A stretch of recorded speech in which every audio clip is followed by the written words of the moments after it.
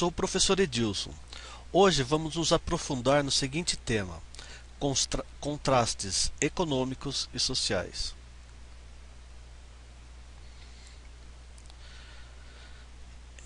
E então, consegue perceber a desigualdade social? É gritante, não é? Nosso país é conhecido internacionalmente, sabia?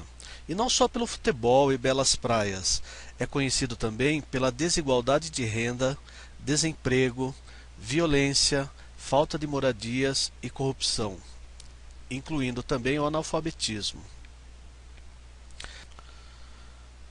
Não podemos afirmar que as desigualdades sociais é exclusividade de nosso país.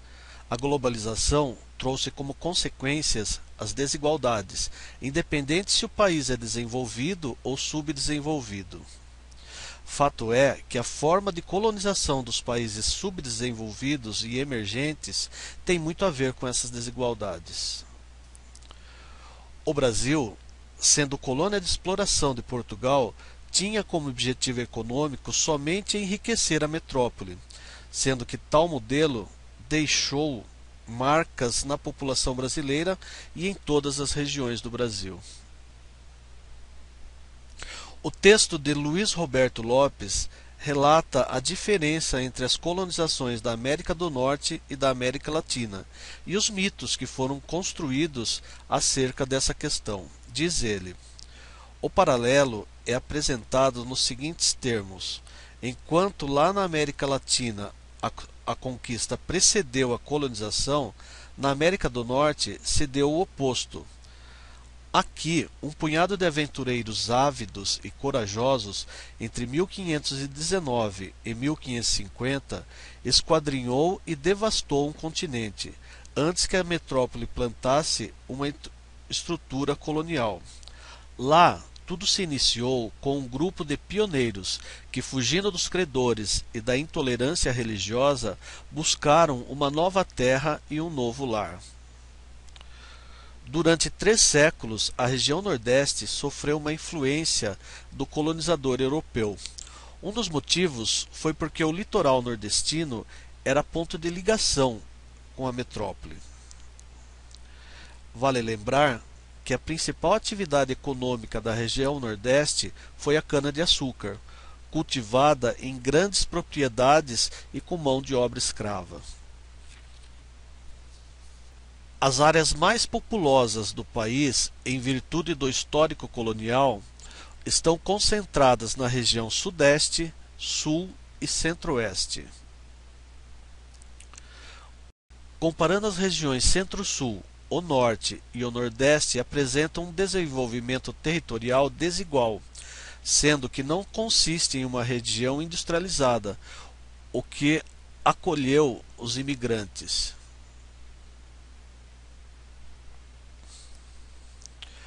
O fato da região Sudeste possuir um maior desenvolvimento se baseia na concentração de riquezas oriundas da economia cafeeira e industrial. Como estudamos anteriormente, o próprio Estado incentivou a vinda não só de imigrantes, mas também de migrantes da região Nordeste.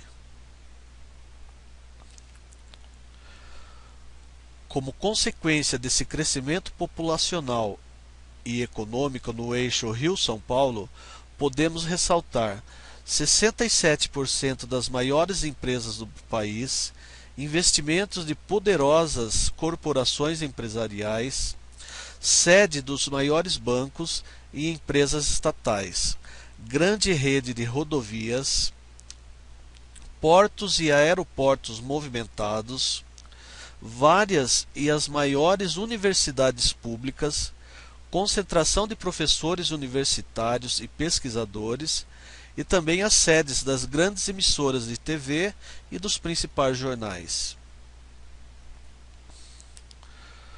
Considerando todo o crescimento populacional e as desigualdades apresentadas nos grandes centros, a pobreza e a violência ganharam cada vez mais espaço, contribuindo para toda forma de exclusão social.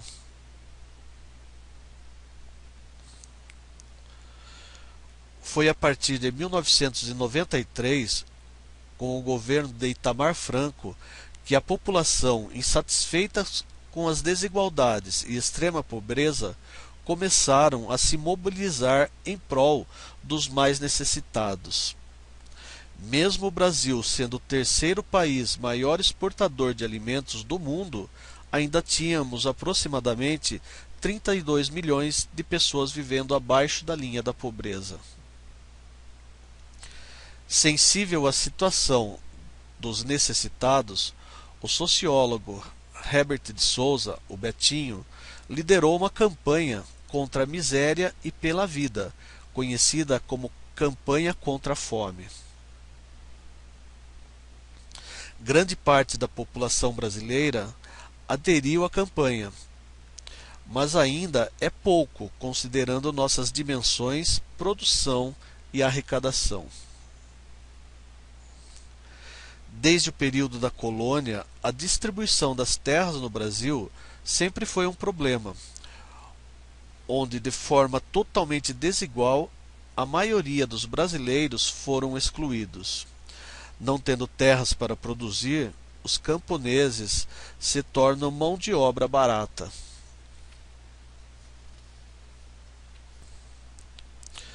Organizados nos anos 1970, o Movimento dos Trabalhadores Rurais Sem Terra, o MST, ganhou adeptos e se intensificou a partir de 1984, com o Encontro Nacional das Lideranças, e a luta encontra-se traduzida no slogan Ocupar, Produzir e Resistir.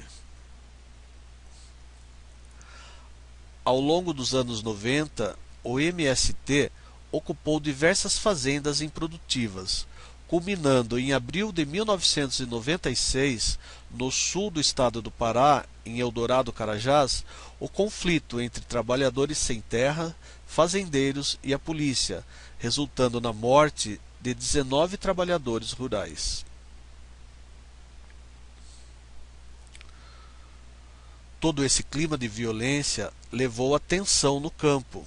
De um lado, os integrantes do MST invadindo, do outro, fazendeiros contratando pistoleiros para evitar as invasões.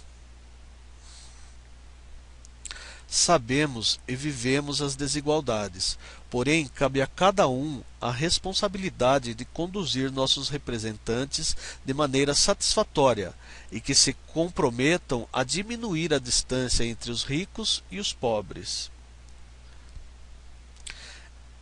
É hora de realizarmos as atividades. Você está preparado?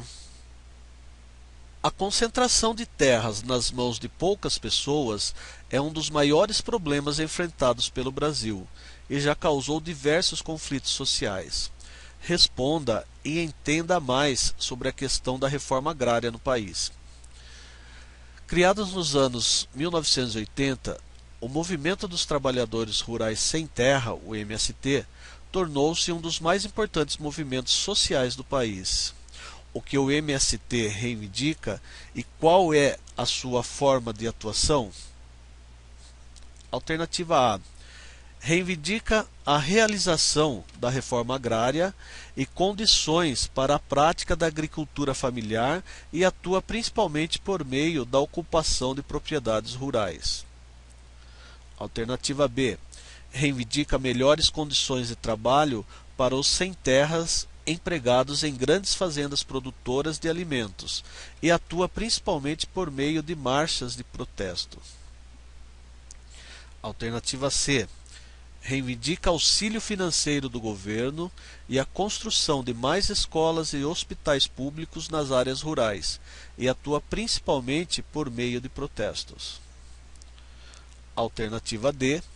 Reivindica melhores condições nos assentamentos provisórios mantidos pelo governo e atua principalmente por meio da invasão de prédios públicos, como o do Ministério da Agricultura. Resposta correta, a alternativa A. Reivindica a realização da reforma agrária e condições para a prática da agricultura familiar e atua principalmente por meio da ocupação de propriedades rurais.